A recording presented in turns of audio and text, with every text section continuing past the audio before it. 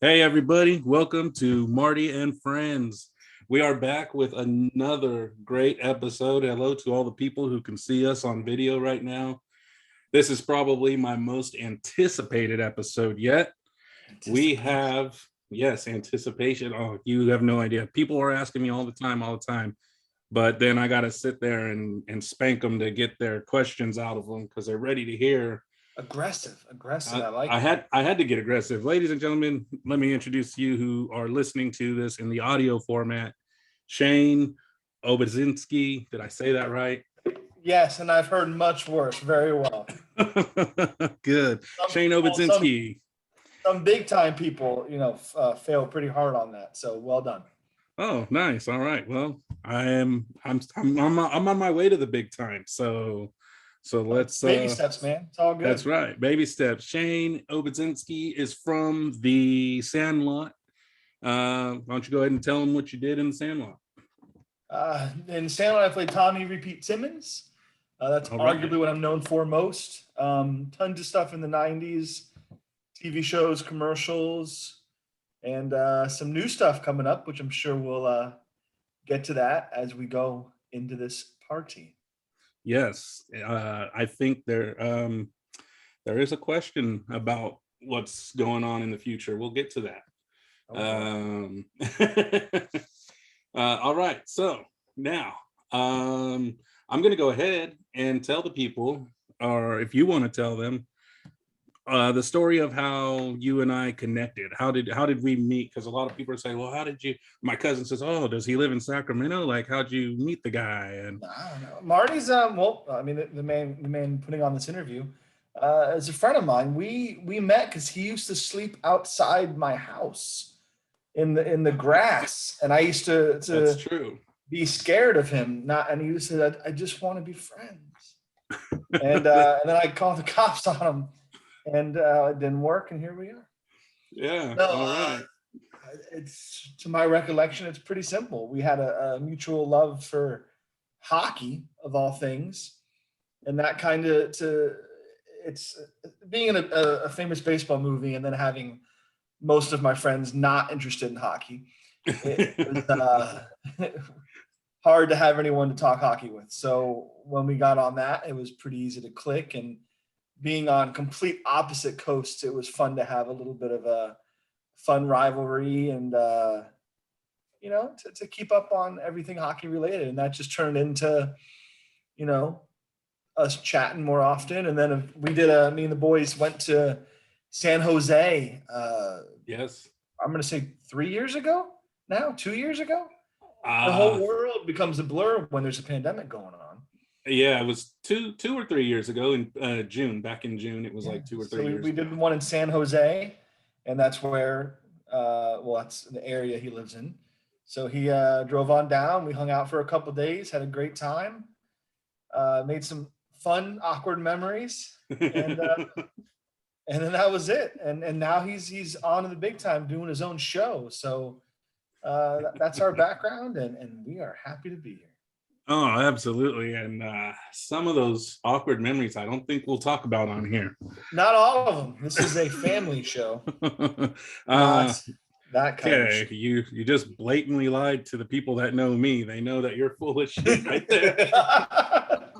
That's Family. funny. I did one family friendly episode with my friend's daughter.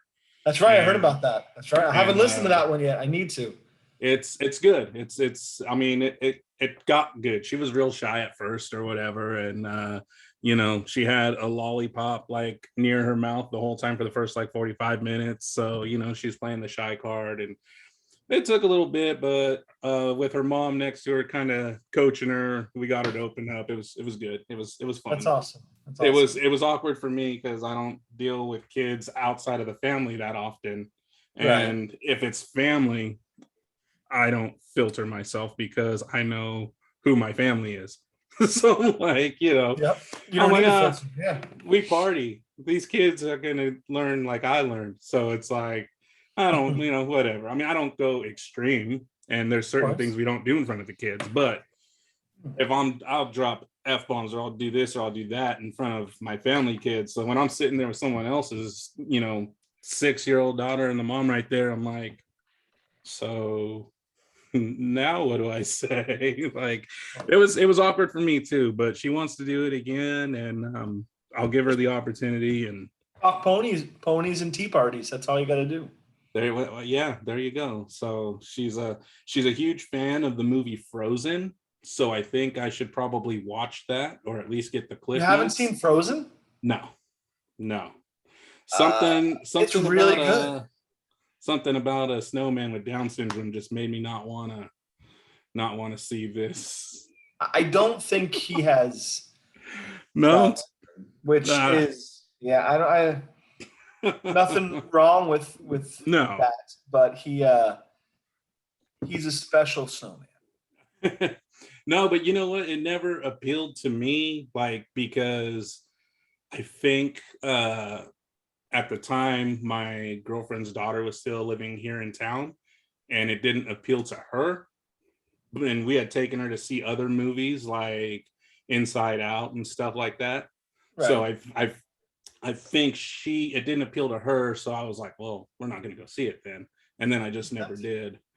Um, that's Disney, yeah, because I'm not even really into Disney too It's Disney. much. No, it's a good one, man. I mean, it's I like the old stuff, like from when I was a kid, but like new stuff I don't know, I grew out of it, I guess. I understand. Um, yeah, so I'll probably check it out so I can have something to talk to her about, because she busted out her Frozen microphone and wanted to sing a song, and she sang something, but I don't remember what it was. I don't know. She Let sang it go. Do something. you want to go No, to show me no, it one? wasn't from the movie. It wasn't from the movie. Ah, It was just something kids, the ABCs or Twinkle Twinkle Little Star or something like that. Like, I honestly don't remember, but it was just wow. something that uh Breaking kids' hearts left and right there, Marty. yeah, I know. Um yeah, so you're right with how we, the friendship thing. I do remember now you're not on Facebook, that's correct.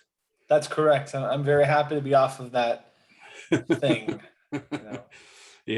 Yeah. So um when I had first found you on Facebook, so I'd looked up like all the guys, and I thought they would have like the like celebrity like follow pages or whatever, but I Yeah, found like yeah, yeah, yeah. you and Marty and Victor. Okay, yeah, and then Tommy and Timmy. Yep. For the people who haven't, I Don't feel know our inclined to, real names. yeah, I feel inclined to call them by their real names because I've met them now. So, Right. in person. So I'm always like, people are like, oh yeah, the Sandlot. I'm like, oh yeah, Marty and Brandon, they're real funny. Then they're like, who the hell's Marty and Brandon? And they're like, you're Marty. And I'm like, no, you don't get it. So like, No, no, no. you know, Sometimes when we go out and do cons or appearances or whatever, my real name is irrelevant, and I understand. that makes sense. I'm lucky to have made an impact on those people that they don't care what my real name is, and I mean that in a good way. Yeah, And to yeah, them or their children or their memories, I'm Tommy or Repeat or yeah, oh my God, the guy from the Sandlot, and that's good enough for me, man. yeah. So So so I remember finding your page and adding you or requesting as a friend, and I didn't say anything, and then you accepted the friend request. So I was like, well, that's cool, and Marty did as well. I think it took a while for Victor to add me, but that's okay. That's all right. yeah, Um, I think I speak safely for all of us in some capacity. We all kind of hate Facebook. yeah, Some of us like social media more than others, but we all kind of hate Facebook. yeah, definitely. I could see that, and I know because you even said on the Facebook when you did have it to follow you on Twitter because you'll be there a lot more than you would be on Which doesn't Facebook. happen because I am so bad at social media. I Right, guess right. I do Instagram somewhat, but I mean, Yeah. I rarely post. I just No, and that's okay. And I remember, so like before all the pandemic and everything, every year for my birthday, whatever weekend that was, I would just invite everyone on my friends list, say we're going to be here and we're drinking from like sunrise to sunset. We're just going to party. It's going to be great.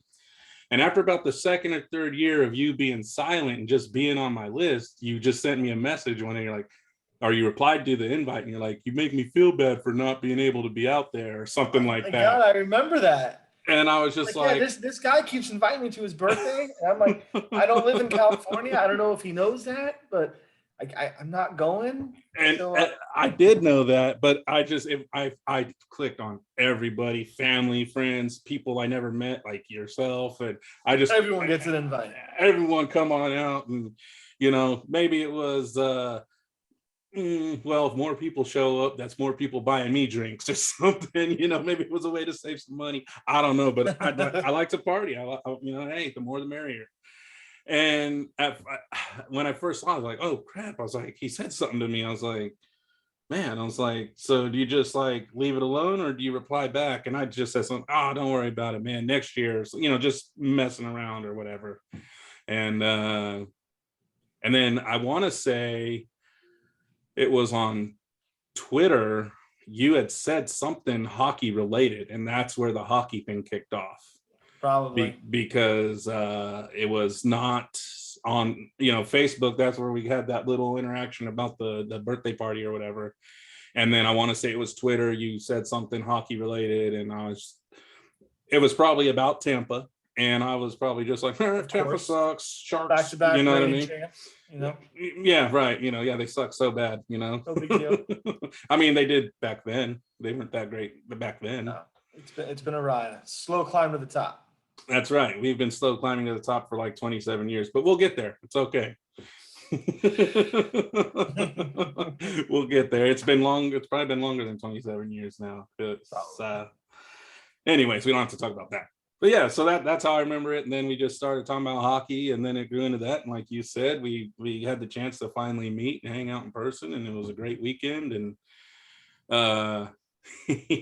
I remember when I checked into the hotel, and the guy was like, oh, he goes, do you have any room preference? And I said, oh yeah. And I pulled out my phone and I looked up what room you had said you were in, and I said, you have anything that's close to whatever room you were in? Whatever.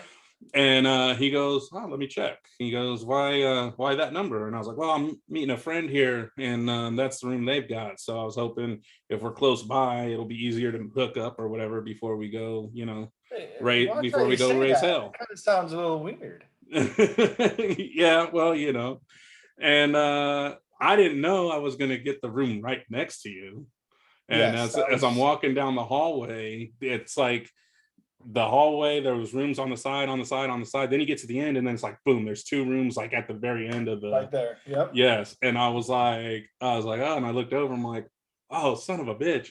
I was like, well, all right. And I'm like, if he never thought you were a stalker fanboy before, he might after this weekend. Like, I remember I made sure I knew the escape routes real quick before I just in case, right? Just in case. Just in case you need it. Yeah. So yeah, that was it was a good weekend. It was fun. And I think out of everything that happened that weekend, the thing I take back the most is the Funky Tomatina. Oh yeah. Was that the name of the place? Tomatina? I don't think it was, but that's where we went. It was the name of the restaurant, that Italian restaurant. We all sat in the middle on the big long table. Mm-hmm, I don't think it was Tomatina, but we made. It was something because it was, okay. Maybe it was similar, and that's what because I don't think we could figure out the name of it. Like we were all having miscommunication on how to get there. Right. And I just remember Marty going to Funky Tomatina. And I was just like, yeah, all right. That was a good place, though. It was a good meal. It was. It actually was. I had never heard of that place. I could remember the name because we could plug them right now. But I know we really could. But it was in San Jose, right? No, it was in Santa Clara. I think we were still in Santa Clara, which is basically, probably like whatever, Tampa and Brandon or wherever, right. So, so I don't know. It was whatever it was good food. And I just remember making that joke and having a good time. So That was a good time for sure. That was awesome. So everyone's caught up now on that. The history. The history of you and I. So let's talk about, this is a little bit different because I usually like to go in chronological order of things, but we all know what we know you from and kind of know what you were up to when you were a kid. What are you up to now? Right now, I have a restaurant here in Tampa, Times Square Pizza. It's a pizza shop and a bar kind of thing. We are slowly expanding.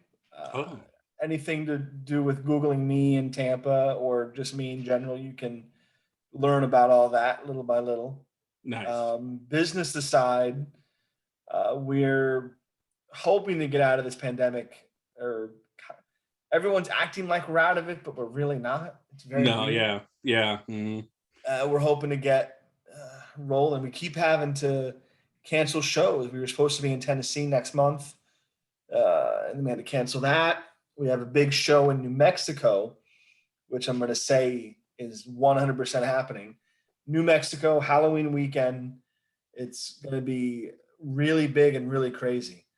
It's one of the bigger cons we've ever done, and hopefully it doesn't get canceled. But once we get out of the woods on this thing, we still got the Sandlot, and I can't talk much about it, but the Sandlot Disney Plus show Nice. that was put on hold because of the pandemic, obviously. Mm-hmm. Yeah. And now we're just kind of getting the gears turning again to get that going. Now that we're closer to the 30th anniversary, which will be our next big milestone for that crazy movie. Yeah. I feel like it's going to be pushing a little more toward that, but we've got the script and we're ready to go whenever we can get everything worked out. Nice. So you already got the script. That's cool. Very nice. Oh yeah. Yeah. Very, very nice. Awesome. So you say a pizza place. And Yes, I'm gonna talk about it real quick because most pizza places you can order mozzarella sticks. Do you have mozzarella sticks? we do. Oh, do Some, you? some some of the stuff we have, there are certain staples across the board for Yes. certain places, Olive Garden and Carrabba's and Papa Yeah. John's and Domino's. And we fall into that category too. We have our own little spin on certain things. And of course, all our original recipes and whatnot. But there are staples that are just, we have French fries, mozzarella sticks, and chicken wings. Mm-hmm. Mm-hmm. They're very good, but But everything's you've got another fried cheese product, right? You're talking about the Gouda mac and cheese bites that you always Yes. wanted to eat. Yes, that's what I want the people to know about. Well, I have bad news for you and bad news for Oh everyone else no. who thought that was a good idea when we said it. That was an item Oh. that we worked with with another company to produce, Oh, I see. and that is not happening anymore. Ah, bummer. Yeah, they're a little tricky, and Mm. yeah, they're not on the menu anymore. Yeah, I'm sad about it as well. We added some panko onion rings in its place, so those are pretty jamming, nice and crispy. Not a big onion ring guy, but panko I hear you. might be not that bad. It makes it nice and crunchy. Yeah, perfect. Well, all right. Sorry, man. I know you've made comments about that before, but they're not around. Yeah. Oh, well, bummer. You lag, you lose. I should have got out there sooner. Oh man. All right. So we see some drums and guitar back there. You are Yes. musically talented. Musically, something. All right. Guitar is not my first instrument. I do play, but I'm not. Besides basic chords, I couldn't go up there and impress anybody. Yeah. I Okay. do like to play though. Drums is my main instrument. That's I'm very confident in my drumming ability, Nice. and that's what I love. Used to do the music scene a lot. When I stopped doing acting in my mid early teens, I finished high school and then really focused on music and had a little, I say a little bit, but to be fair, it was some good success up till my mid to almost late 20s.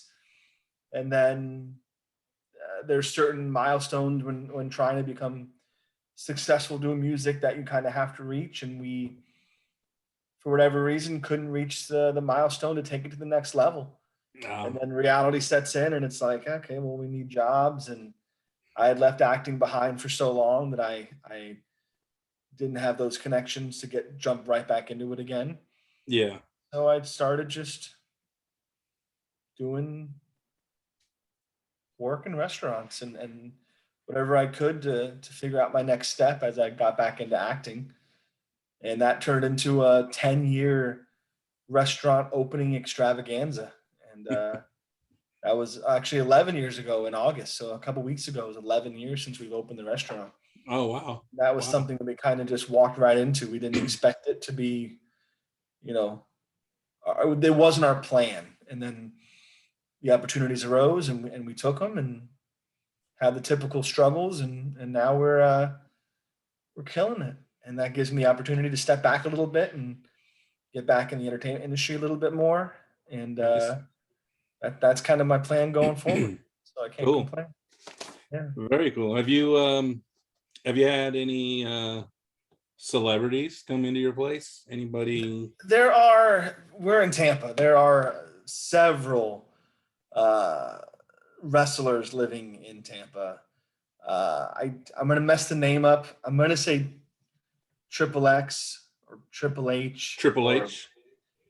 Something like that. A triple something. Triple H, yeah. You know, I watch. It's okay. Yeah, he used to, I'm not gonna say street names or anything, but he used to live very close to where our shop is now. So back in the old days, we would deliver to him. Unfortunately, Nice. I don't think he was ever in the restaurant. But no, there's a lot of wrestlers in Tampa. We've had our run-ins with some, but not a whole lot inside. Right. But yeah. especially right now, no one's coming inside. Yeah. No one wants to, man. Everyone's worried about yeah dying, and they should be. So wear a mask and get vaxxed. Yeah, they and then they probably don't want to walk into a pizza place and they just want to sit down and have a piece of pizza, right? And it's probably difficult sometimes, especially if now that during the pandemic they were home, so they could go out if there was no pandemic because they were home. Yeah. Now they're opening back up. They're coming back out on the road. They're going to be gone 300 days a year again. And it's like, when you come home for 2 or 3 days, maybe you're just going to call and order a pizza to have it brought to you because you're like, I just been seeing thousands and thousands of people. Yeah. So I just want to stay home and relax. Me and the boys were in Gatlinburg about 2 weeks ago for Smoky Mountain Con, which was fantastic. Gatlinburg is beautiful, great people there.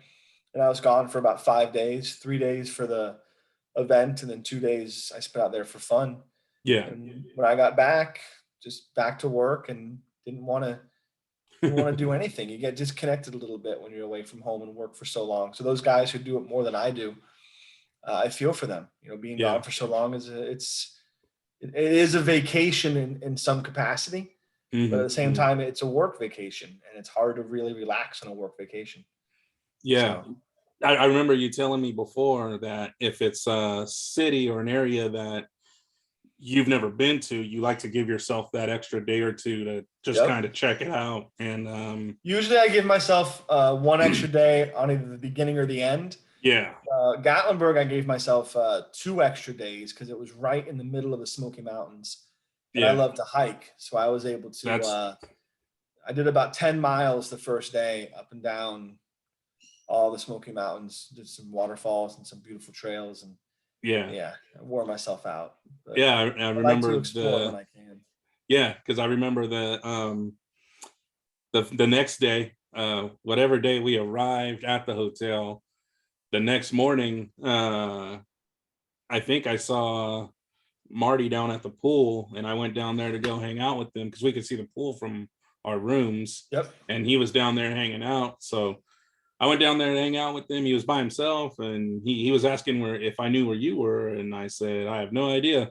And then we saw you way down there walking down along like the highway or whatever, Yep. and coming back up. I said, "Oh, I think there he is." And Yeah, I think it was actually San Jose. The boys have a funny joke because they all know I like to wake up really early. Even if I'm out late partying with them, I like to wake up early we were out late. and we were. we were out really late. And we like to I like to get up early and go hiking, and there wasn't a lot of trails around there. There's some cool off the road stuff, but I ended up finding a trail, not realizing it was a circle. It was only halfway. So my way back was the same way, or down the street, which I thought was just going to be a street, like, street. Yeah. And it ended up being like a main highway, and they're Ubering to breakfast. and I'm walking on the side of the road, and they're are you on the side of the road? I'm like, yeah, I got mixed up with my hike and heading back to the hotel. And they like to bring that up all the time now. They're just That's out funny. and about and change this on the side of the road walking. I guess it was kind of true, even though it sounds really dumb. Well, it's funny because also I think that first day, or the next day when everyone's trying to get together and you guys were headed to the convention, and I was going to grandma's house for the family crab feed. Tommy, or Scotty Smalls, for everybody. Yeah. He was walking back, and he looked a little flustered, and he was like, "These people don't know anything. Like, I was trying to find a gas station to go get a water that didn't cost $5, and she like told me, oh, it's right down the street, and it ended up being like 2 miles that way." And like he was pretty upset with the directions they had given him. And yeah, that area, especially the hotel we were in, wasn't really convenient to anything. No, I mean, unless you were going to Great America, which happened to just be like right across the highway there, half a mile away, maybe. Yeah, but yeah, there was like nothing. It was like, if you like when you went down that road, like from the, I don't know if you remember, but the parking lot, you come out and then you kind of go down that little hill, and if you went straight, that's when we would pass like Great America and all that stuff. But then if you make a right, it's all like that industrial Silicon, like Google and Yahoo and all that shit is over there. And it's like where we were, it was like, no, I mean, it was a pretty swank hotel, I think. So I think it's probably gets good business for the business guys that are going to all those headquarters right there in Silicon Valley. But yeah, like it was not convenient for anything, like at all. So not even your hiking trails. And it was right by these hills, but no hiking trails on those hills. No, that would have been too dangerous. Yeah. I don't know. So whatever. Yeah, whatever. It was still a good time. And that's all that matters. Very true. Okay, so downtown San Jose. We're not saying where we were, but there was some fun activities down there. There really was. Good stories, really man. If this wasn't a family show, or some kind of family show, we would yeah. We'll have to do another one where we make sure the kids don't listen, right? And we can talk about whatever. Weird things happen, but that's okay.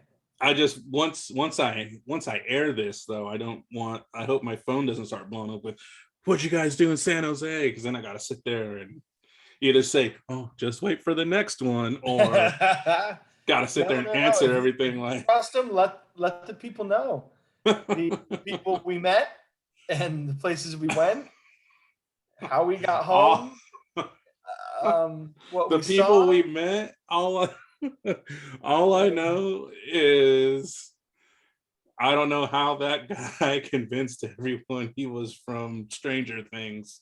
That's yeah. You remember that? Oh no. I remember that. I don't know how he pulled that off, but he did, and it was like Hollywood come together. Yeah. Some of us might have escaped with our lives. We don't know. We don't know how close to death we were. We don't. We all I know is I was like, this is definitely not the dude from Stranger Things. And you were like, yeah, let's go back. So we went back to the hotel, but then we kicked it in the lobby to make sure everybody made it back. Got back safe in one piece, literally. Yes.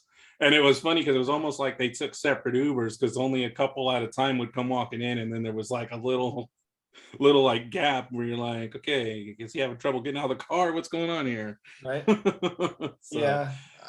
I don't know. Good it times, was man. good times, definitely good times. And Next we're gonna time do I'm it in again. California, we'll be meeting up, bro. Don't worry. Yeah, well, that's good because tomorrow I actually have a job interview and I'm hoping to nail that. And so next time you're out here, I'll be able to get to whatever city you're in. So Absolutely. Cool.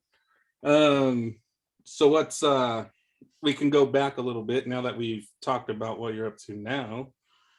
Sandlot obviously is what you're famous for. You told me a story about another movie you were in. Can you talk about that? With Burt Reynolds? Oh, Coffin Half. Yes. What's Jordan say about Coffin Half? Was it going out to his ranch or? No. You were telling me about you were supposed to be. Oh yeah, I mean, if anyone's familiar with Coffin Half, the role of Devin Butler, I believe Butler's the last name. If not, whatever, Devin, the main kid in the film. That was actually me. I got cast in that role. And as we all know, it was given to, I can't remember the boy's name. He's a cool actor, different background than me. And they wanted to diversify the film a little bit to reach different audiences. So they basically fired me politely right a week into filming, or maybe literally days into filming. Yeah. Back then, I'm 10 years old. You know, I'm like thinking I'm going to do another movie, and I'm with Burt Reynolds, who I was, old enough and smart enough to realize Burt Reynolds is Burt Reynolds, man. Yeah. Rest in peace, of course. Yeah, of course. They fired me, and they gave me another role in the film, much smaller. Yeah. But I still made my impact, I think, and we had a lot of fun, and it was cool. We became friends with Burt, and he had plans to film a big baseball movie also. I do not remember the name of it. I know it never got filmed or made, at least in the capacity that he started it and envisioned it. I'm not sure if it ever warped into something else and turned into said movie. Yeah. But he had a ranch out in Hollywood, Florida. And me being from Florida and me having, the background I had, we went out to his ranch and hung out for a couple of days, me and a ton of kids. And we partied, and that sounds weird when you're 11 years old partying with Burt Reynolds. Nothing negative, but we had a good time, and he wanted it to see all the kids hang out and how we interacted, much like kind of how we got cast in our roles for Sandlot. It's all about, seeing what kids can have that connection, that chemistry. Yeah. And unfortunately, I remember going home a day or two later and never heard from him again. So I don't know if I didn't get the part or if it's just because the movie never got made. Yeah. But never heard from him again. We had a good history together. And then I didn't talk to him for, 20 years. And 4 or 5 years ago, he passed away, which was sad. But Reynolds is a cool dude. Yeah, definitely. He was a lot of the things he did, especially for your people who watch TV. I mean, he was the definition of cool. He was a really cool. So, but yeah, that's my Burt Reynolds story. I wish it was more, but yeah, of course. It doesn't work out the way you want it. That's right. Yeah, and you mentioned commercials. Any commercials? Any brands that people might recognize that you were? Oh, I mean, there's a really funny. If you ever want to Google it, there's a really funny Shark Bites commercial. Remember Shark Bites? They were like little gummy candies. I feel like maybe there was they weren't like gushers where you bit into them and there was like a juice. Yeah. They were just like a gummy candy, you know. Okay. I'll bet you I'll recognize it when I see it. I'm sure you will. Shark Bites was huge in the 90s. Yeah. There's a very funny, kind of famous Shark Bites commercial I did. You can still find it on YouTube. It's ridiculous. And looking back, it's so 90s, which makes it so much better and much more ridiculously stupid now. So whether it be that one or another one, is there a role that you ever did that when you look back now, you just kind of go, oh, why did I do that? Why did I agree to do that? I'm very lucky to say no. Nice. Yeah, I haven't had I've had a very successful career in that industry so far. Yeah. I've never done anything where I said, oh, I shouldn't have done that, or that was stupid. And also when you're a growing actor, especially at a younger age, you don't say no to anything. Right.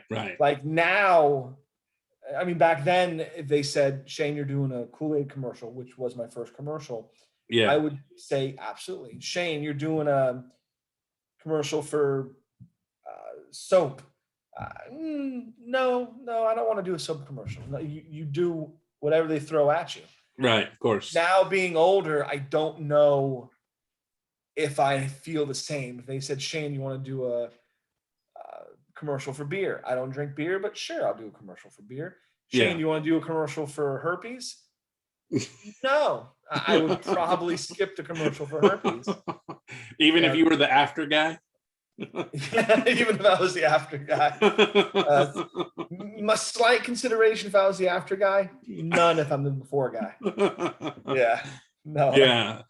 I'm lucky now where I can maybe, I don't want to say pick and choose, because working in that industry is very tough. That's why a lot of big actors now, you can look back at their career and there's commercials they've done where it's just embarrassing. But I'm very lucky to have not done anything that was bad. So it's similar to being a musician, where when you're first starting out, you don't really say no to a gig because you're trying to get that exposure. And you want everyone to know I'm a workhorse. Like, yes, I will do this. Absolutely. Yes, I will do this. Yeah. Now, as far as with the music, though, I have played horrible shows before.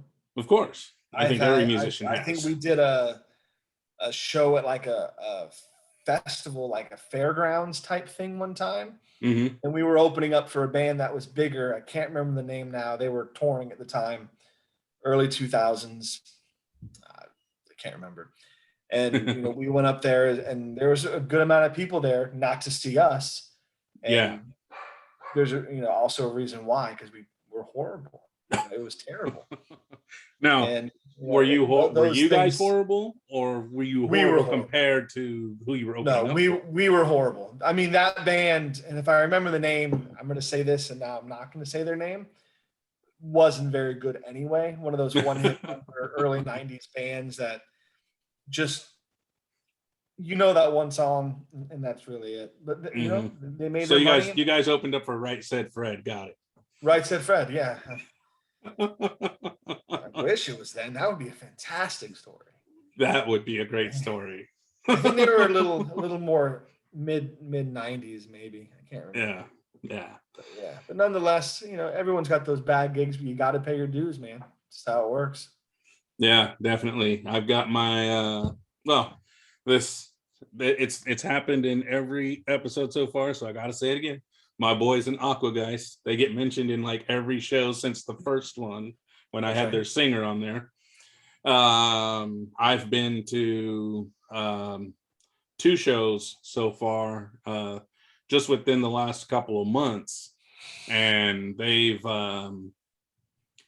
killed it each time. And then last time it was kind of like a last minute deal and I couldn't make it, but they streamed it on their Instagram from one of their phones, had it set up kind of off to the side, and they did a really good job. And that night they even did a System of a Down cover that they covered Sugar.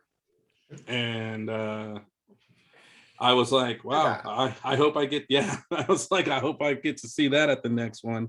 And they actually got one coming up this Saturday. So if all the cards are dealt right, I'll be there. And Sugar's a good cover song for rock bands. That's a good one. it Yeah. is.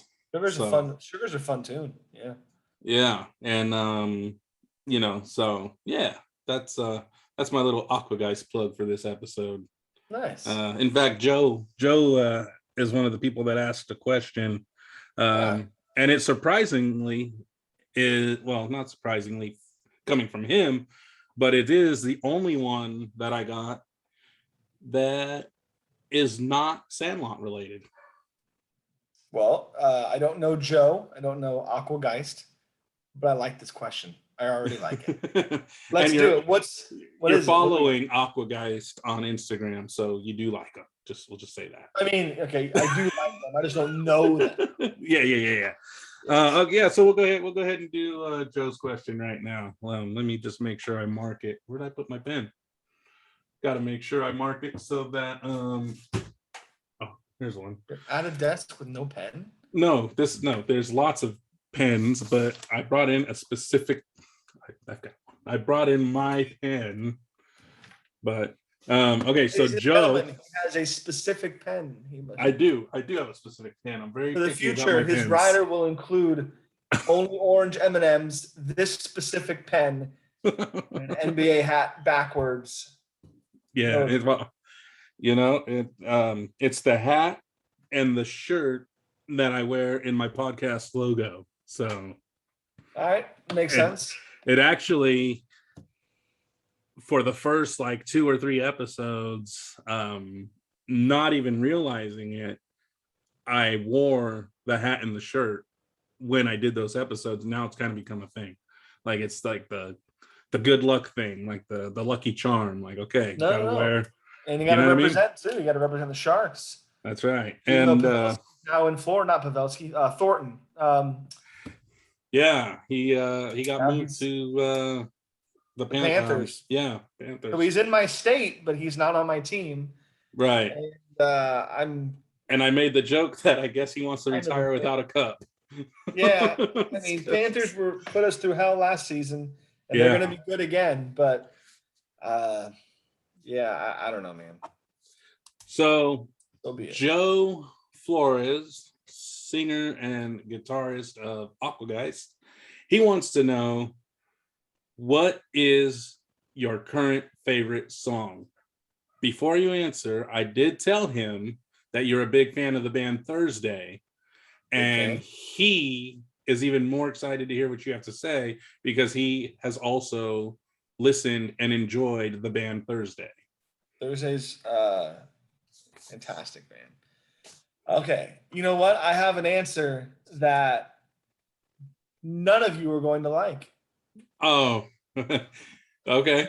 And when I tag this on Instagram or whatever, I'm going to tag her in the little thing about this. My favorite song right now is Deja Vu from Olivia Rodrigo. I hope I'm saying her last name right. Who the hell is Olivia Rodrigo? That is the girl who sings the driver's license song, which, see, if you don't know pop music, right? It's very pop rock, bubblegum. Sometimes you see back there, I have a Katy Perry poster. Right, I know who Katy Perry is. Right. She's almost maybe I could see how some of her stuff would be influenced by that. Katy Perry, it's pop, but it's a little bit edgy rock. And it's a fantastically catchy, very cool, well-produced, smart lyrics. What was that called? I'm going to write that down and check it out. Olivia Rodrigo, it's not Rodriguez, Olivia Rodrigo. Okay. But if we're talking about something that is not in the mainstream, top 10 on Kiss FM in LA or something, what am I listening to right now? The new Manchester Orchestra. Their new album is literally jaw-dropping. Nice. Okay. So I would anyone, The Million Masks of God is what it's called. Anyone who wants to listen to some very intense storytelling, indie rock. It's beautiful. It's aggressive, but it's beautiful. Check that out as well. But yeah, the first song that came to my head was that Deja Vu song because it's so catchy and so good. Every now and then, a good pop song, regardless of who it's by. Yes, you know what? When all these mumble rappers started showing up, that's when I kind of shut off the radio and was like, Yeah. I'm just gonna listen to what I like to listen to. And when there's artists who have been around forever, like Eminem or something, when they put out new music, I'll listen to that. Yep. But all these other guys that have tattoos all over their face and multicolored hair and are in and out of jail for snitching or not snitching or whatever their problem is. Oh yeah, I know you're talking about. It's just like, yeah, you know, I can't. The only one I've been able to stomach just a little bit, and it's only a few songs, is Post Malone. I don't know what it is about him. He's different. He's got a wide range. His look is abrasive, but it's not negative. But right. It makes you think a certain thing on first impression. But he's got a wide variety of musical influences, and he shows them. And he's got some real talent. Hopefully continue to knock out some solid stuff. Yeah, there are some mumble rappers out there who just I hear it and I go, I could have done that when I was 15. Like, how come I didn't just think about that? And I could be rolling in money and pool parties and bikinis and shit right now. Right beat. You got to put it with the right producer to get it sounding tight. And I don't know, man. Yeah, it's interesting industry right now for it really is. You know what? Since we started, we're gonna go ahead and do the Q&A. Let's do the Q&A. Let's ask these questions that the people wanted to know. Let's knock these babies out. And that was it from the Aqua Guys guy? That was the question from Joe, yes. And I hope he's not too disappointed with my answer. You know what? He will probably. We've got this little thing between him and I where on Facebook, any post I send to him, I hashtag pants off. I don't know if you listened to my first episode with him, but we were doing the episode with our pants off. Like, it was just a big, so it became a thing. And so now it's like pants off on like all our posts and everything to each other. Even in text message, I was like, hey boy, pants off. Pants off. At the show I was at, the last show I was at, in between songs, I said pants off, and so it's become a thing, and that's he's when you tell him, when he hears that you listen to the bubblegum pop, his pants will probably come off, because he listens to everything. Wow. I like to say I listen to everything. He listens to everything. So the fact that you like Thursday and listen to bubblegum pop, he might be like, oh, pants off for the rest of this episode.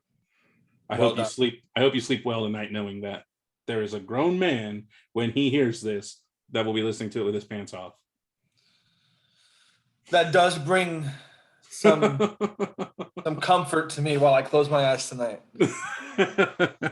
Okay. What do we got from these crazy people who have been nice enough to let you know what they want to ask me? Okay, so my friend Eric Shanks. He had sent me. It's kind of a two-parter, and I had asked you about it before. This is the Dennis Leary related question. Okay. Because I hadn't told him, because I wanted to check with you, just because I wanted to make sure my memory serves me correctly. I've seen The Sandlot more than any other movie I've ever seen in my entire life. You did not actually do a scene with Dennis Leary. Correct. Okay. The only boys who did, I think, was Tom. Was Tom, yeah. Smalls, yeah. Yeah. Maybe Benny in the background in some. And I know there were a lot of scenes that were cut from the film. Yeah. A lot of stuff with Dennis that never got shown. Yeah. And I feel like there was a a scene with Benny as well. Okay. Memory might fail me, even if it's just in passing, like Right. Yeah. as they're But on the way to the field or something. But as far yeah. as we saw with the finished product, Scotty Smalls was the only one on screen with Dennis Leary. Correct. So Eric's question was, what was working with James Earl Jones and Dennis Leary like? Were they cool to be around, or were they like, I've been doing this for years, you guys are kids, get out of here?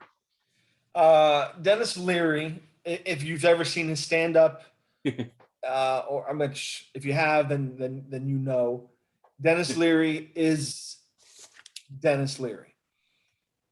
Yep. And he's just like that in real life. He's a constant smoker, and he's funny, and he's intense, and he was not negative in any way, but also not very much like, let's hang out with these kids. How you doing, boys? Yeah, right. It was just he was Dennis Leary, and he made sure everyone knew that he was Dennis Leary. Nice. And there's nothing wrong with that, No, not at all. Jones, on the other hand, we all had some scenes with him. Yes. We all, we've all told the story in different ways 100 times. But I'll make it quick, but we all know who he is, not just the magnificent legendary actor he was, but back then we're all young, so it's Darth Vader. Yes. So we all had our moment where he was only on set, I believe, for one day, maybe two. So we had to get him in and out, and we had to get done with him ASAP. Yes. I don't know what he made to film that, but for his 24 hours there was probably a good portion of the budget, Yeah, yeah. So in a nutshell, we all had our moment to meet him. He'd gotten in. He was in the trailer. I remember him having soup. I believe Marty remembers him having oatmeal. I don't remember the rest of the boys. We all have a different memory of what was in his bowl, but he's with a spoon, and I remember it being soup. And, our handlers brought us in, and, hey guys, this is James Earl Jones. He puts the spoon down. Nice to meet you, boys. Hello. And his voice is dominant on the screen in all his recordings. Yes. He has a big voice when it is in person talking to you, and he, eye to eye, and those eyes lock, and he says hello to you. That voice resonates through your skin, through your bones, right into the core of you, and it reminds you that you were talking to a legend who just dominates the airwaves as soon as he opens his mouth with his voice. And it is fantastic. And naturally, he was very nice and very cool and very professional. And looking back, it can't be a lot of fun for anyone to work with a bunch of 10 to 13-year-old kids and especially not someone like him who's been in very, very prestigious, important roles and done a lot for the arts in that community. But you never would have known he wasn't completely professional and happy to be there and patient with us, Yeah. And that's, being older now, looking back, you can really appreciate how important a man like that is to the acting community, as far as being even when in his silence, being a role model in a sense where he dominates everything just by sitting there. His presence makes you think that the scene you're doing is more important than it might really be, just because he's there. So yeah, of course. Yeah, he's fantastic. So just from myself adding on to this conversation here, looking back, as when you say he was just there for 24 hours, obviously you're not going to be upset with him personally, but was a part of you kind of bummed out that he was only there for a day back when you were a kid? Because I know sometimes when you're a kid, the emotions are a little bit different. Like I could see myself being bummed out, like, oh man, he was only here for a day. That sucks, whatever, blah, blah, blah. But as an adult, I would be like, man, I really do cherish that one day I had with James Earl Jones. Like, back then, I didn't think of it as what do you mean he's only got 1 day?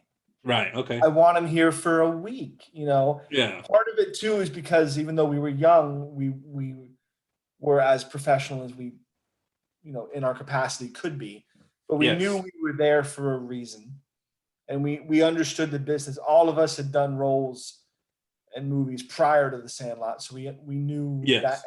business. So when he left, would it have been cool for him to be there more, to have more big scenes with him? Of course. But in that moment, you are so focused on getting the job done Yeah. that Okay. when your scene is done, they're already saying, okay, cool.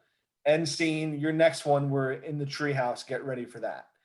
And you almost have to, whether you like it or not, forget and move on. Yeah. But looking back, would it have been cool to hang out with him more? Absolutely. It's probably for the best we didn't.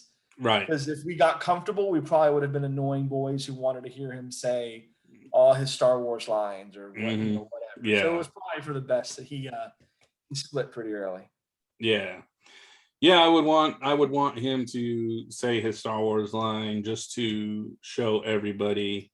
I think we've had this discussion before. I absolutely hate when people say, Luke, I am your father, Right. because that is not how it was said in the film. And it's probably this, I mean, I know even for our generation, like my dad, who saw it back in the 70s in the theater, um, probably the single biggest curveball thrown in cinematic history at that point, and even still to this day, it's just like, wow, that was a really big moment, and people can't get that line right, and it pisses me off. I can't. I agree with you. I'll throw you a flip side of it too, though. A moment like that is becoming, so much of world history almost. Not just, Yeah. we're talking about bigger than a movie, bigger than pop culture, something like that. Star Wars, that scene is as big as it could possibly be, short of, Yeah. So for it to have gotten mistaken and quoted, and all these years people think it's Luke, I am your father, it Yeah. also plays in a positive way to the power of movies that can make you connect and feel something. Very You true.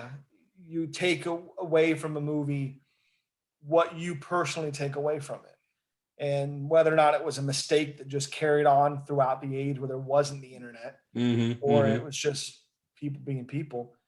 But it doesn't matter to them. It doesn't matter almost, because it was that important, and Yeah. everyone, when something that meaningful is created to make an impact on the world so much, Yeah. That. it's not wrong, Yeah. but No, I you're know right. it's technically wrong. I It's could wrong. I could see that side of it. I get But it. yeah, I always think of it like that. I'm like, man, people take away from it whatever they want to, as long as it's positive. Yeah. You could have said, Jose, I am your father, and at that point, Uh, I don't know if it would have mattered. Maybe that's Jose, that would have been stupid. You get my point. no, I get it. Star Wars stops and he's like, Jose. Yeah, it just wouldn't have Yeah. worked. Yeah, that's no, not at all. Come to the dark side, Jose. Okay.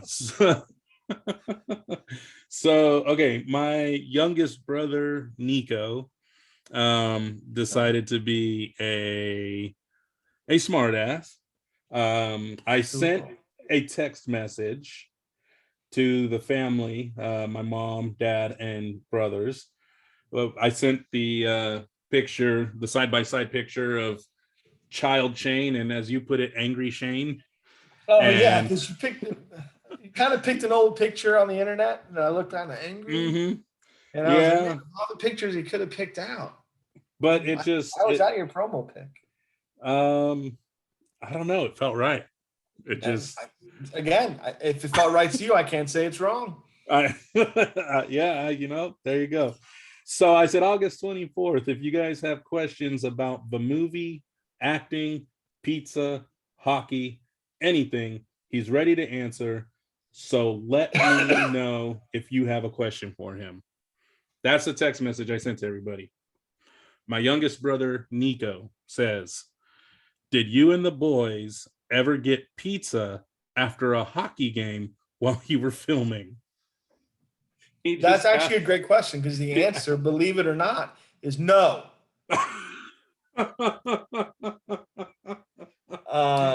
Did we get pizza after filming?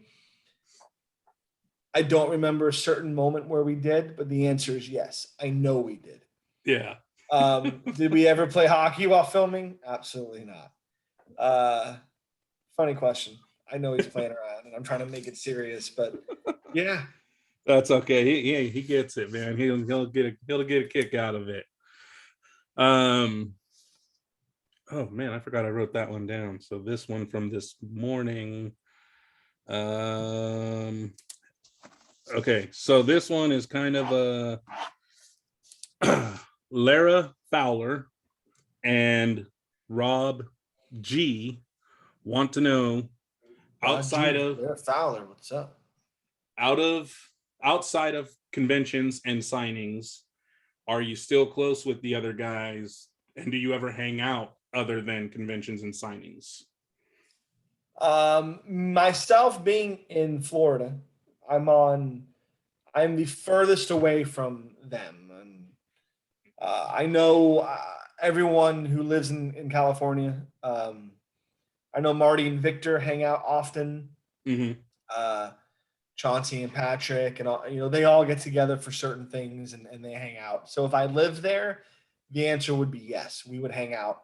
When we are together, we go out and have dinner and we hang out. I know we're there together for the convention and whatnot, but we make it fun. Tom Gyrie, Scotty Smalls lives in the Carolinas on the East Coast with me. I've gone and stayed with him on several occasions just to hang out for a couple of days and hang out. Nice. That's fun. He lives on a lake and he loves to grill, so we've had some fun out there. And Grant lives in Nashville, so sadly, no one ever gets to see Grant. But no, we talk every day. If there's not a reason to talk in the group text, one of us will make one, even if it's something stupid. So we talk every day. That's good. That sounds yeah. No, we really are some of the best friends, and that's not even. That's like you and me when it's not hockey season. It's like, oh shit, what do we talk about? I'll send something stupid. You're the meme master when it comes to hockey season, man. Oh yeah. Oh, I love. Hey, you know what? I don't make them. I just find them, and Oh, and Lara also would like to know. I'm guessing she meant marshmallows. Like how do you like your s'mores? How do I like my s'mores? Yes, I'm guessing she meant like, some people will just barely toast the marshmallows. Some people will burn to a crisp. That's what I'm guessing because my real answer, before I actually really answer her question, will be the Hershey's S'mores candy bar that was 10 to 15 years ago. Yes. And they stopped making it. And I remember when that came out, it was so darn good. I remember that. It was so good. I've actually Googled it before. They don't make it. They have a Wikipedia page about it, how they discontinued it. Hershey's S'mores candy bar is one of the best, if not my favorite candy bar of all time. I remember that. That was fantastic. Yes, every time I think of s'mores, I honestly think of that. I'm like, this is delicious, but I just want it in the wrapper, No, I almost like them cold. I'm not saying like freezer cold, but right. Maybe the marshmallow slightly hot. I'm not even worried about melting the chocolate. I don't want anything burnt or toasted. I'd rather just put the pieces together, smush it, and then scarf. Yeah, I don't care if it's hot, man. Sometimes it gets too messy when it's hot, which I know people like. That's the point, and people like that. But yeah, it's fun. It's fun when you're a kid, but I'm like, see, my problem is I love a nice, just burnt marshmallow, like crispy on the outside, and just warm and gooey on the inside. but I hate that mess that it makes, melting the chocolate and No, oozing out of the gram and stuff. And it's just like, it's you know, kind of silly, you know. yeah. So yeah, no, I get it. I get where you're coming from on that. Um, oh yeah, okay. Here's a good one. Um, and we want the truth on this. Laura, not Lara, Laura Patrick Laura wants to Patrick. know, So uh, since your lines were basically your brother's lines, uh how much slacking off did you do trying to learn your lines? In other words, did you study them a lot, or did you just kind of be like, "I'll just think whatever he says, I say"? And I'll give the honest answer, and then I'll give a little bit of fun background for an answer. The honest answer is when you're doing something like that, you rehearse all the time. yeah, So I knew my lines regardless of if I was waiting for him to say them so I could repeat them. yes, There's so much going on in the moment where if I'm supposed to repeat him saying, bananas, I'm not thinking about what he's saying. I'm waiting for my mark. I'm waiting for my cue. I'm waiting for the rhythm. And right, then I'll say bananas. In theory, it was a very easy script to learn. right, The best part about all that is originally the movie was going to have kids that was like 9 and 10, and I turned 10 while filming, so I was one of the lucky ones who got kept. But they had a bunch of kids for the film, and they were simply, myself included, I was lucky enough to make it in the movie as you know it now. They were simply, the movie wouldn't have worked with kids that young. They were just too young, yeah, and we were all trying out for different roles. I remember I originally was reading for Scotty Smalls, and some of the other guys. I know Grant was reading for Squints's role. I can't remember who else, but at one point we were all reading for different roles, sometimes multiple roles, and they were the casting directors were trying to figure out who was going to be good for that role. Grant, I believe, almost got the Squints role. oh wow, Chauncey came in and obviously killed it and made no doubt that he is Squints. And thank you yes, for that, because that is so iconic what he did with that role. absolutely, And I remember they fired a bunch of 9 and 10-year-old kids. It was like, we need older boys. And I stayed in the group that got carried into the older group. And it worked cool, out best for me to be the younger brother, because at that point I was the youngest. yes, So I had already known in some capacity everyone's lines. And I remember right, we all used to get in trouble for a term. I mean, it's pretty obvious, but mouthing the lines, where we know everyone's lines and we're all, we're filming, and, so and so saying the line and everyone's mouth is just yeah, you're going, yeah, saying it with them, because you're in your head waiting for your part, you're waiting for the rhythm. And since you already yes, read for that role, you don't even think about it. You're just, and the cut, Shane, you're mouthing, sorry. So you'd almost have to focus more on not doing anything than being natural. It's a very, very weird habit you grow into when you're practicing and rehearsing so many characters and lines. So we all got in trouble for that often. yeah, So if it was just me walking in saying you're reading for, Tommy Repeat, here's your script, have fun, probably would have been as easy as anyone could have thought.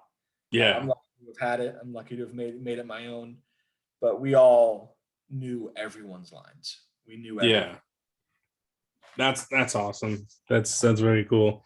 Um, okay, so this next one is the first question that I got from Rob G. I got like one more plus that first one that I asked. And this one, this this is probably the first thing I ever did ask you about the movie. And I'm gonna guess you probably get asked it quite often. And that's because you guys were all kids. I know the answer, but the other people don't. Give it to me. What was the big chief made out of? What was the tobacco made Oh, out the of? tobacco. It was black licorice and beef jerky. Oh, that's horrible. I'm sure at that age we would have thought actual chewing tobacco would have been disgusting, no doubt. Absolutely. I think everyone realistically thinks chewing tobacco. I'm 37 and I think it's probably be disgusting. Even the people who do it and chew and spit, I mean, it's gross. Yeah. Nonetheless, I honestly question if that would have been better than mixing beef jerky and black licorice. It was gross. You put it in your mouth, and that scene, and we're on the ride, and we're looking sick, and we're, the throw up was obviously fake, done with the tube on the side of your mouth. But that aside, it's disgusting. So it was well played by them to make it realistic looking and equally disgusting, so we didn't have to act.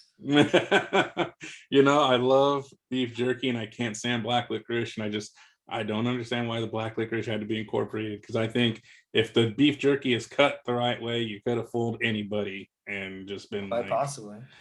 But maybe they knew, hey, black licorice is not that popular. These kids are gonna make faces, and that's what we want. They, like you said, right? Didn't they have might to have purposely, they might have put more stuff in there than we know. They might have coated it with, Cajun spice, and who knows? Who knows? Yeah. All right. So the next, let's see, 1, 2, 3, 4. The next 5 questions or so are from my next brother down, Christopher. He says, Sandlot is such a nostalgic hit for a generation or two. Do you feel the same way about it? As far as the nostalgic, and as far as that goes, do you watch it, or is it just some rad shit you did as a kid? Is that one question? Yeah, that's it's like a the two-parter or whatever. Right. Do I watch it? No. Is it something rad that we've done when I was a kid? I mean, yes. Nostalgia, especially right now, is a very powerful thing. Yes. We're very lucky to have been a part of that. We didn't know it was going to turn into this massive thing that was, generational. He said 1 or 2 generations on there. We're approaching our 3rd generation. Yes. We are meeting people on the road now who are our age, and they're sharing it with their kids. And when the movie came out, we might be closing to 4 generations. The younger the kids get, because people love it, and I absolutely. In some ways, I don't understand. Maybe because I was there. There are things that I love that but it's very, very cool to be a part of something where it's almost required, viewing. I know so many teachers who that is the movie they put on when there's going to be a movie day in class. Oh, nice. Or a substitute teacher comes in and half the class is done, so they throw the Sandlot on it. It's required viewing in some ways. Yeah. It's very, very, very cool. Everyone has a story with the Sandlot. Everyone's got love for it in some capacity, and everyone wants to share it with someone. Yeah. And that's what makes it so special, and that's why I think we'll still be talking about it. Well, the 30th anniversary is in like 2.5 years. Yeah. And I know we've got big plans for that. Awesome. But we'll probably be talking about this for the 40th anniversary. Oh, absolutely. It's not going to stop. No, I don't, I don't think it will, as long as our generation is showing their kids, and in 15, 20 years showing their grandkids, and they all stay into it. It's not going to go away. It's too much. It's my aunt earlier was texting in the family chat, and I mentioned how I was doing this today, and my aunt said, up until recently I thought Sandlot was based on a true story.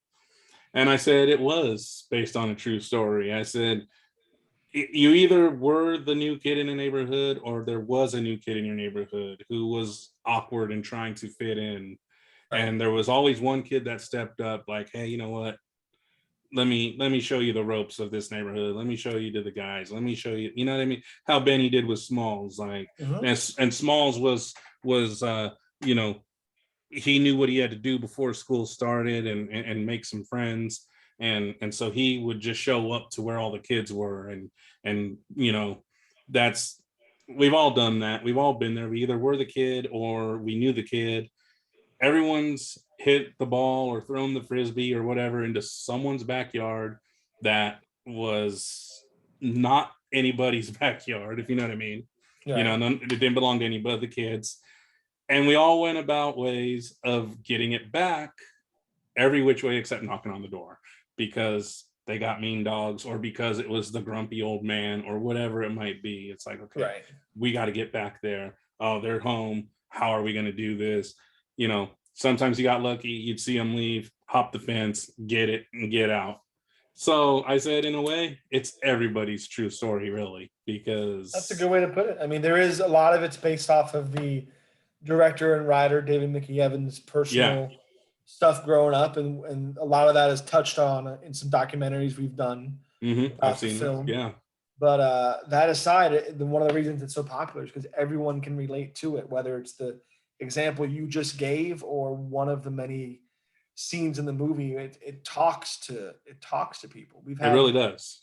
many men, 50s, 60s, 70s, come up to us and say, that movie in the 60s that you filmed, we filmed, filmed the Yeah. 90s, obviously, it was, Yeah. that was my childhood. And these men are 60 years old, and they have this connection with us, and we're much younger than they are. Yeah. And they tell us that we put their childhood on the screen, and that's the magic that he was able to capture, that we were a part of. And man, it feels cool. Yeah. I remember one of those documentaries, and they were kind of asking David Mickey Evans, about All You Boys and his opinions on All You Guys, and they got to you, and he said he loved working with you and everything, and he goes, I think they had asked who gave you the least amount of trouble, and he said you were like the good kid out of the bunch.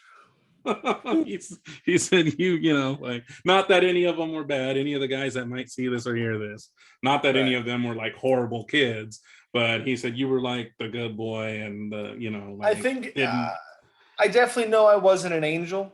Yeah. I definitely know there were some things that I did that were not good. From my memory, there are some things that other people did that were way worse than me. Oh yeah. So maybe I just got lucky to be the least devilish. Yeah. But, hey, you know what? That's something, right? That's true. I mean, I did hear, I have heard stories, and I don't even know if I've asked you about this or not, but it's on the internet, it's on Wikipedia or something somewhere, which, so I don't know, but I did hear that some of the guys, or maybe all the guys, snuck into a pretty risque movie or something, or. Oh yeah, that story's actually in the Sports Illustrated issue we did. Oh really? They did a Sports Illustrated issue about legends one time. Dennis Rodman's on the cover with us, and okay. That story's actually in there. It's I'm gonna have to look that up on eBay and get one. Yeah, no, it's cool, man. In a nutshell, we went and saw Basic Instincts. Basic Instincts. Okay. I won't go into all the details of it because there's a million interviews where we talk about it and whatnot. But you don't have to. I was just. Yeah, it's a fun little thing. But, yeah. Hey, we've all snuck into movies, so that's okay. When we had time off, we took advantage of it. You have to. Really, I mean, with is as intense as filming a movie all day can be. Mm-hmm. If you got the time off, you're gonna do it. Take it. So, still sticking with my brother Christopher, he wants to know, what are some of your other favorite sports movies? There's other sports movies? I didn't think so. So I don't know what he's talking about. Other famous sports movies that I movies that I liked. Yes. What's your favorite? I mean, Goon is very good. But Yes, that was that's funny. way adult. I mean, sticking in the whole '90s genre, I've told the boys this and other people, and most people don't believe me, although it's true. And I feel bad because Brandon, Brandon Adams, my friend who played Yeah. the Nunez in Sandlot, he Yes. was in these movies. I have never seen the Mighty Ducks.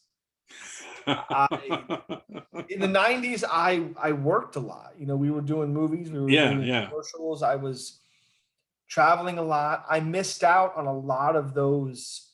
Of course, Jurassic Park and things like that. Yeah. I saw, but the sleeper movies that came on to be big deals later on, Sandlot, Mighty Ducks, Little Giants, Heavyweights, movies like those they did good back then, but through the years they've become bigger. Yeah. I didn't really see those movies. I know there's some kid owns a baseball team. Owns a baseball team? Yeah, like he inherits it. And he's like a kid who owns a baseball team. I don't know. I feel like I've seen that one, but as far as famous baseball films or sports films from the '90s, I don't have a good answer besides The Sandlot. Did you ever see The Big Green with, I think Patrick was in that? Oh, never saw that. Never No? saw The Big Green. Patrick and Chauncey were in that. Was Chauncey in that too? Yeah, and then I've only seen it like one time. I don't remember. Yeah. I mean, Goon is one of the more recent sports movies that I've seen. Of course, Moneyball is great. I'm drawing a blank on sports films, but anything. Angels in the Outfield. Did you ever see that one? Never saw that one. Rookie of the Year. I've seen that one, and that's Thomas Ian Nichols too. Yes, that's a friend of ours. Yeah, I've seen that one. I've met him. He's cool. He's a good guy. Yeah, Thomas is fantastic. Yeah, but yeah, I'm not good at unless it's a 2000s and newer sports film. I probably haven't seen it. Game Plan with The Rock. Have you seen that one? No. I remember seeing Benchwarmers with Keanu Reeves. Yes, it's a sports movie. Does it count? Maybe not. Basketball. That is a sports movie. That counts. That is one of my favorite movies. A great movie. So stupid. Such a have you seen Orgasmo? I have. That's a great one. That's not to be gay or nothing, but you got a sweet ass. Yeah. Those guys are crazy. I don't know if that movie could be made now, but no, it's very, very good. It got made when it got made. Yes, absolutely. Yeah, those guys are geniuses, no doubt. Oh man, and you've heard about the new deal they signed for Casa Bonita, or are you talking about for South Park? Like everything South Park related. X amount more seasons. They got like 3 movies in the works now. They're going to like 2032 or something like that. And deservedly so. South Park is such a great show. 14 made for streaming movies, 2 video games. Yeah. Like $900 million. And then they bought Casa Bonita or something. Yep. Oh man. Yeah, good for that. I mean, obviously good. They deserve it. They do, man. That's such a great show. Even still, I still love that show. The pandemic and vaccine specials were amazing. The one where he's got his weed farm and he's doing can't talk about it. Man, that's a great episode. Okay, and the last one, I guess we this isn't specific to sports movies, so we'll go ahead and ask. It's the last one from Christopher. He wants to know, what are some movies that never get old to you that you can watch over and over again? The first one that comes to mind is also my favorite film of all time, The Crow. I know it's not like an award-winning film. I love that film dramatically. Yeah, good film. Life Aquatic with Steve Zissou.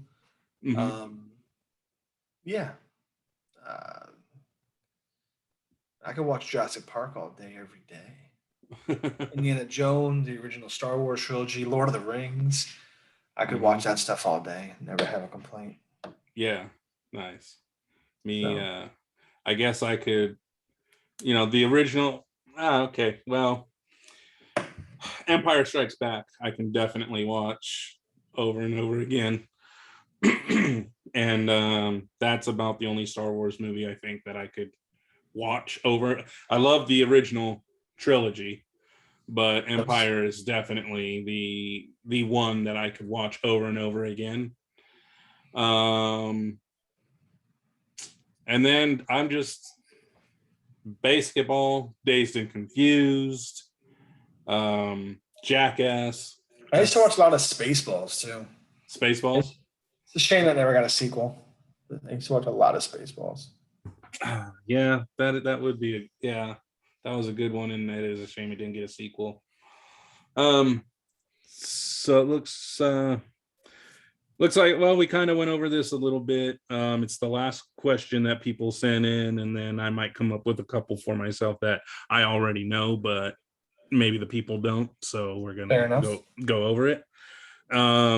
But Rob G's last question is, was that when you were a kid, was acting more fun or annoying, like a chore? Good question. I know there are a lot of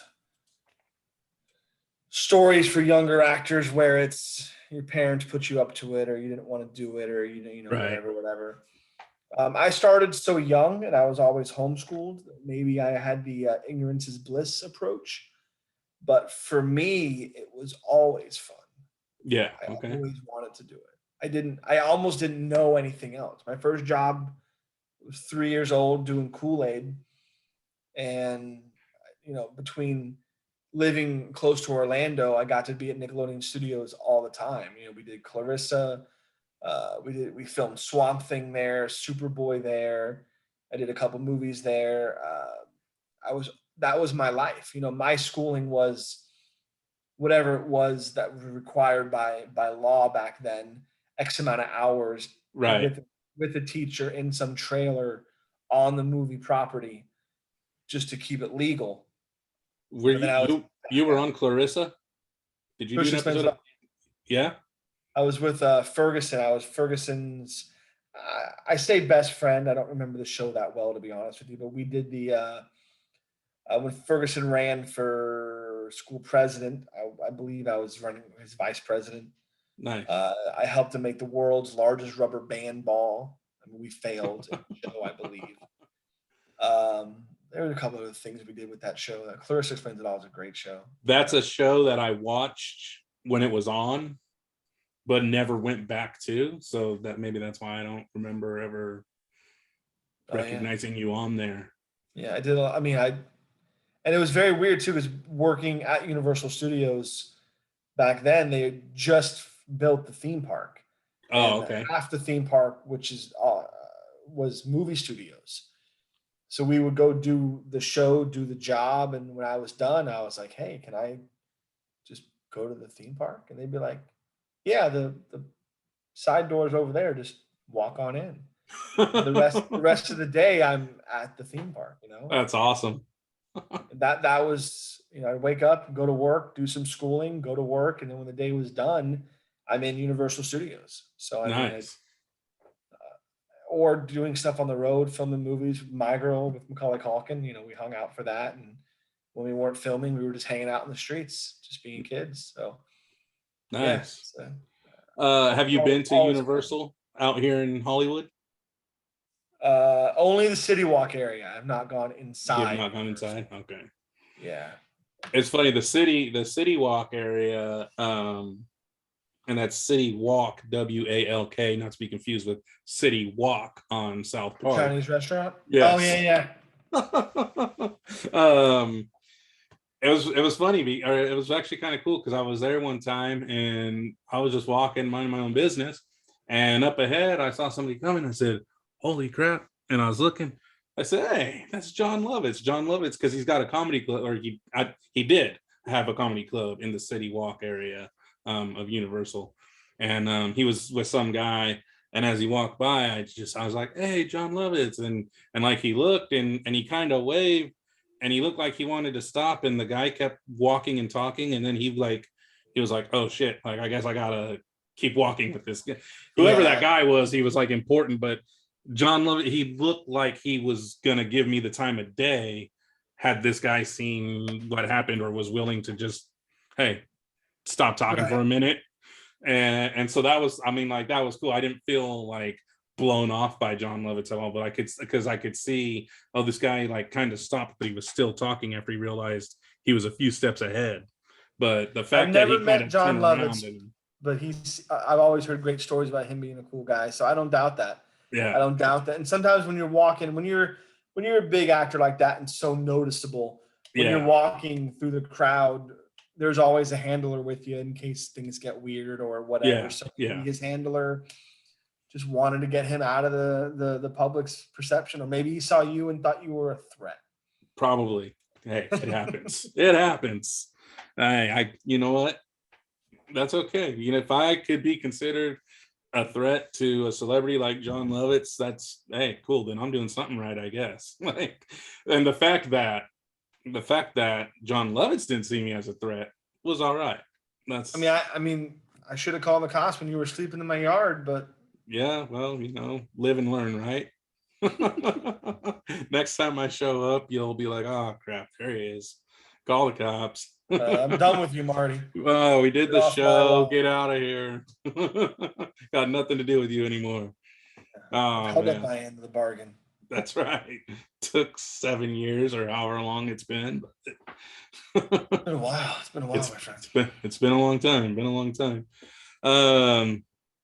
Okay, so we talked about the jerky and then talked about the fake vomit.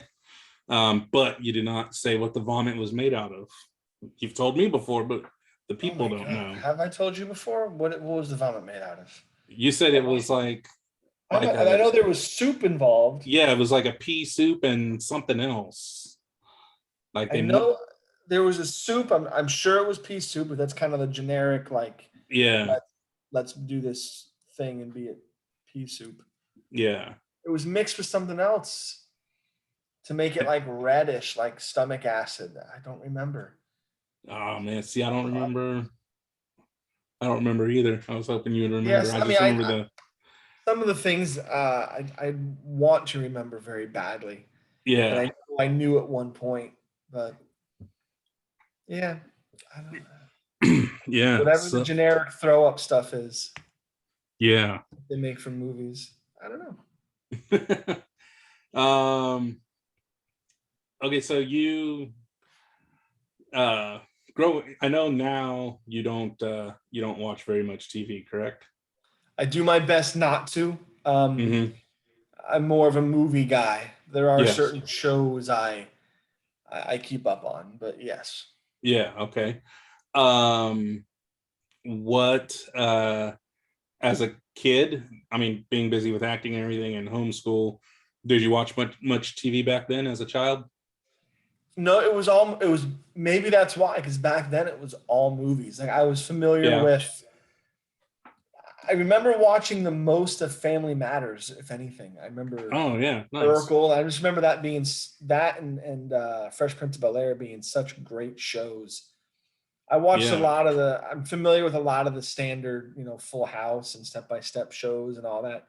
Yeah. Family sitcoms back then, but the only ones I really remember I liked were Family Matters, Frasier, but I always watched movies, and back then it was VHS tapes. So I had so many VHS tapes of movies that when I wanted to watch something, I didn't put the TV on. I just put a VHS tape in. I used to have VHS tapes that had 3 or 4 movies or however many I could fit on the tape on there. I think I had 2 Star Wars films and an Indiana Jones film on one tape, and I would just sit there and that's what I would watch. Nice. So that's Family Matters was a good one. I liked that one. Such a great show. Such a great show. And Frasier I liked later as I got older and understood it more. It was a little more of an adult type show. Yes. So you probably didn't really have a favorite like Nickelodeon show or anything like that. I mean, I've still to this day never seen an episode of SpongeBob. Really? I'm familiar with it. I know the characters. I know the memes and the gifs and all that stuff. But like, Yeah. I've never seen an episode of SpongeBob. I remember seeing Ren and Stimpy a lot. Oh yeah, Maybe nice. that's just because it was so twisted. Oh yeah, And I did that's watch a lot of South Park. I know we mentioned that earlier, but I did watch a lot of yeah, South Park. But yeah, my love has always been the whole movie experience. I just yeah, that's what I yeah. love, man. I love that. Nice. Very cool. Very cool. Um, who was like, well, you were pushed into acting. I mean, not pushed, but you started acting at, would you say 3 years old or something for the Three years Kool-Aid old. commercial? Yeah. But as you got older, say circa the Sandlot or something, uh, who was, besides James Earl Jones, who you eventually got to work with and meet, who was your inspiration for acting? Who did you, as you got older and realized what you were doing, who did you set your bar for, or you know, uh, It's weird, but that's a good question because I know I'm not going to say names or anything, but I know a lot of child actors had that, the pressure from the parents or the directors or the studios to be the next Macaulay Culkin or to be the next Elijah Wood or yeah, whatever. I can't think of other names, although there's tons. I can't think of other names. I was very lucky to either not have that influence or just be around them to have that influence. And maybe I use those two examples because I've met both of them and I worked with Macaulay before, but yeah, it's very much, like when we all got together to figure out what roles we were going to play for the Sandlot. They literally called all of us into this hotel, the Sportsman's Lodge in LA, and they put us there 50, 100 kids, 200 kids for a week, 2 weeks, I forget what it was. And they said, just play, be kids, have fun, hang out in the pool, do your thing. mm-hmm. A couple hours a day, we'll come and read lines and see what happens. And they watched us. And the next day, 10 people wouldn't, we'd be 10 people less. The next day after that, 20 people less. Next, a week later, there's 50 kids. There were 200. Now there's 50. So we know that they're winding it down. So I think our influence was each other, not in a competitive way, but you're kids, so you're influenced by everything around you, whether it's Yeah, movie, the actors, the parents, the commercial on TV, Ronald McDonald, whatever it is. mm-hmm. So for myself, I was very lucky to be influenced by my peers. Yes, And it's weird saying that when you're 10 and 12 years old, but being around, especially the boys that, in the Sandlot with me, we always kept ourselves in check and kept ourselves in line and, they made sure we were actually best friends before they cast a film about best friends. So I was always lucky to be around the people I looked up to. mm-hmm. And, Macaulay as well. I did My Girl with him. So I know he was a much bigger actor at the time with Home Alone and whatnot. So a lot of people said Yeah, everyone's looking for the next Macaulay Culkin. And there was never any pressure for me or, to try to be Macaulay Culkin or anything like that. So it was very, very simple just to go out there and do what you thought you could do. yes, Maybe being around your peers gave you that confidence to not feel pressured to be someone else. very cool. Yeah. um that's, hey, and everyone's different, and that's why I asked, because probably 90% of the people don't see it that way or feel that way, you know what I mean? And back If then they it was very much they didn't know that they wanted different. And right, sometimes looking at how they cast movies nowadays, they're afraid to do different. And that's why some actors are, doing the same role in every movie for 10 movies and they're putting all those 10 movies out in 5 years. yeah, They're afraid to either find something new or let someone else be something new. yes, So back then it was a little different. maybe. Now it just seems more forced in that Well, industry. I'm not I'm not sure about the timeline because I mean, I obviously chose my favorite Right. film. But growing up, there was Angels in the Outfield, The Sandlot, and Rookie of the Year. Mhm. All great movies in their own right. And they were all about kids and baseball, but they all had their own little twist and story. And they were all fantastic films. I've seen them all multiple times. And it's just, these days, if you took three movies like that, very similar, I mean, similar in the fact that it's kids playing baseball or You're kids right. and baseball. If you did that these days, all three movies would probably look like they probably run together because they don't make them like they used to. You know, back then it was, I don't know. I just, no one's done it yet. So I can't say for sure, but I can say back then there was three different movies with three different sets. One it was a full team, one was a kid who got an amazing arm from an accident and could pitch in the big leagues, and the other was a kid praying for the Angels to win the pennant and real angels coming down to help them, and the dad. Definitely a formula, and they were Yeah. sticking to it, and Mhm. yeah, it's But unfortunate. I don't know, I don't see it happening like that these days. They're all just kind of like you say, it seems like people are afraid to get out of their element, and like they do what they know, which is great, but they almost, like you say, they're afraid to step out and do something different, Right. or they try too hard at their own element because they're afraid this next guy's coming up and is going to take their spot. It's Like, it's a twisted industry, man. can't they all just be friends, man? Right? Let's talk about the famous pool scene. Um, I hear that you guys were always ready to do the pool scene because you wanted to go swimming, but it actually turned out to be the coldest day of filming.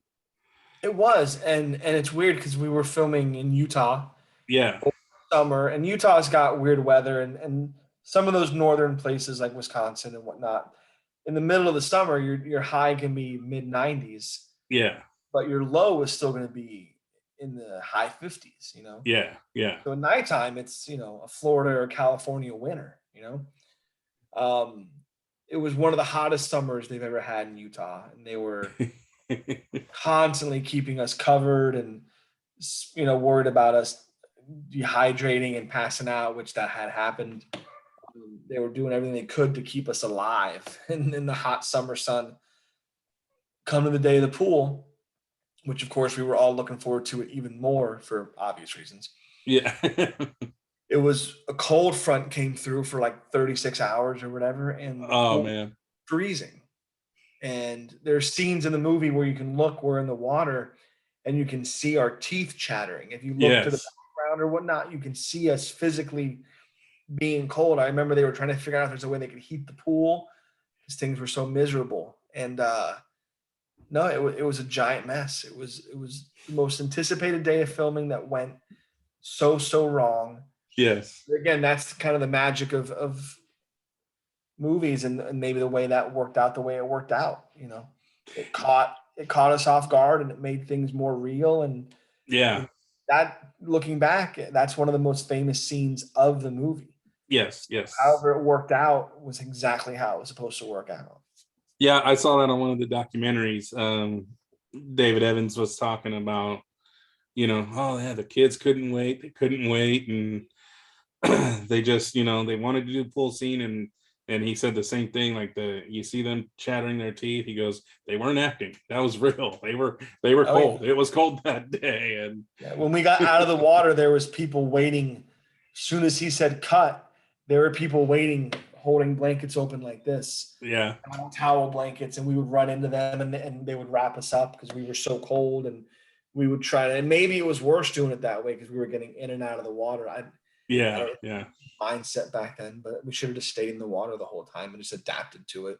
Maybe Yeah, there was child labor laws against that. Who knows? there, hey, who knows? But the scene got done, and like you said, it's probably one of the most, if not the most iconic scene in the film, You're not wrong. and can't go wrong with that, right? So, Can we pause for a quick moment? I know you can edit this. yeah, no problem.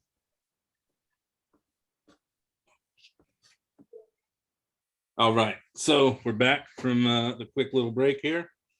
We just talked about the iconic pool scene. I mean, I think we've pretty much covered almost everything from the film, everything people wanted to know. I mean, Some I good gave everybody, questions too, man. I gave everybody like warnings for the last couple weeks. Hey, it's coming, it's coming, it's coming. Send me your questions. That's all we got, but I feel like we covered a lot, as We far did. as the questions that were asked, and And it was fun kudos. too. I mean, I don't want to say a lot of these, but I do these often, and sometimes it's strictly business, and Yeah, not always with a friend of mine, and it was cool to yeah. actually I talk with the tried people that we to. were I being always fortunate. try to make them fun. I did do a dark episode a couple back with a friend who had a pretty rough childhood. She went through. Well, everyone's heard it by now, but her parents basically traded her for drugs to people when she was young and had a pretty messed up life growing up, kind of thing. But I That's actually tough. got a, yeah, I actually, Joe had actually listened to it, and then he called me to like congratulate me on the good job I did between her telling the stories and me keeping it serious but not letting it get too serious or too, he goes, you were able to like throw in a joke but not like about her, towards her Right. situation. And you just kind of kept it like, every time it was starting to get like you brought it back up. And he's just saying it was one of the better episodes that I've done so far. And It's a on the other end, it's a tightrope walk to yeah. keep things fair and deep but entertaining, and light but serious, and Yes. whether the topic is something like that or something like this, it's important Yeah. to keep things real without making it depressing, Yeah, because it really. sometimes real is depressing. Yeah, well, a Life lot right now, current state of America, it's depressing. depressing. Oh yeah. Uh, so I'm gonna ask one more question, and feel free to say that it was on here, and we'll call them out by names because I don't care. What is All right, Laura, Rob, Austin, whoever. there's nobody named Austin, but All that's right. okay. I knew a guy named Austin in junior high. We'll say it was him. Pretty sure it's his fault. What is the one question, and I know you have to have one. What is the one question about the movie you are tired of hearing? When I'm with the guys,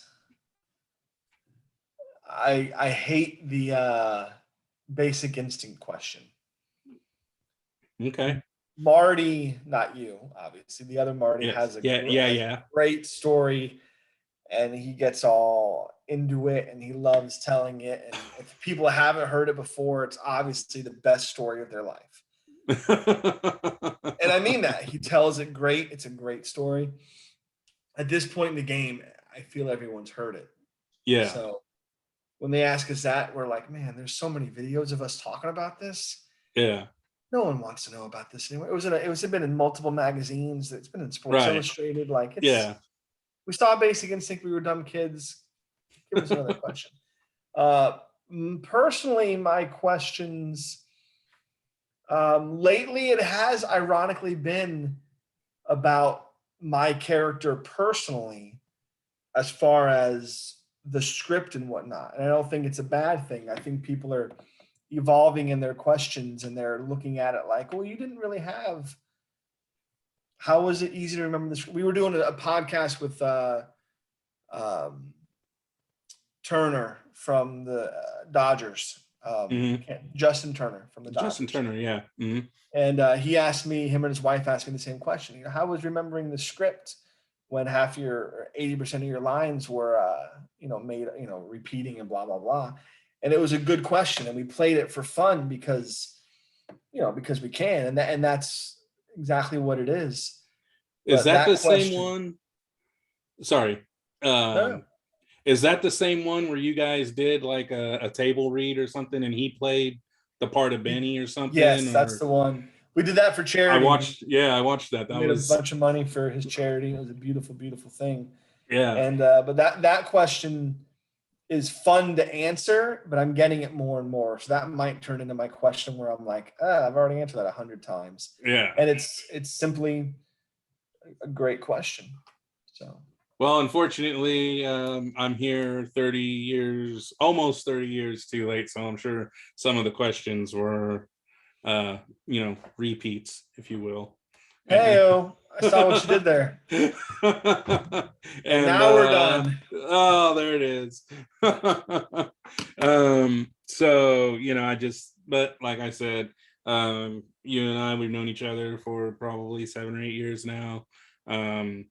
Just through conversation, I kind of picked up on most of those questions. And, hey,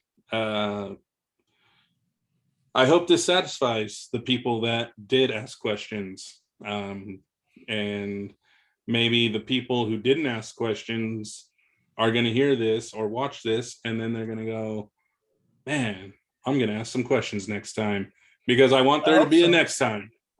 Let's do it, man. And we'll have to do it. Let's shoot for midway through the hockey season so we can work a little bit of current events with it, because we'll have Super Bowl will be over by then, or close to it. So if anyone likes football, we can knock that out real quick, but football is kind of crappy. By then, we'll know who won the World Series, if it's the Dodgers or Tampa, because Tampa's doing incredible. I think the Giants are on top out here in the West. They are. National League. No, you're right. And then we'll see how it's going with the hockey season midway through. We can figure out if the Bolts will three-peat. Or if someone else is going to come out there and steal it. And man. Gonna find some sharks in your waters in February. We'll be out there. The sharks will be out there in February. That's when you should shoot to come out here, man. Come out for a couple days. We'll go to a Lightning game. I'll let you wear your Sharks jersey next to me, and we'll get some good seats and have some fun. Oh, that would be great, man. We'll definitely talk and try to see if we can make that happen. Yeah, absolutely. Shane, I want to thank you for your time. I know Marty, you're 3 hours ahead, and it is 10:30 here. It's 5:30. 7:30 out in LA. 7:30 out here. Yeah. But yeah, thank you for your time. Thank you for answering the questions that my friends had for you. And man, it was just great talking to you again. Likewise, bro. Like this, because like I said earlier, I don't like to be on the phone. We text all the time, but this was good. I liked it. Good time. Likewise, man. Cool. Let me know when this goes live. We'll absolutely. I'll be. This will probably be up. That was the first is actually next Wednesday, so it'll probably be up that Friday. So the 3rd of September. Because I got another. Well, we'll see how tomorrow goes. I have something, a special episode that I'm supposed to record tomorrow and release this weekend. Not a long one like this has been, but just like a nice, quick, short little thing that I'm working on. And if that goes well, that will be coming out this weekend. It'll give people time to listen to that. And then if that doesn't happen, maybe I'll release this weekend. So whenever it is, I'll let you know, and we'll spread it all over the internet and let people see it and hear it. The world. Thanks, bro. Hey, thank you. Take it easy, huh? Hey, dude. All right.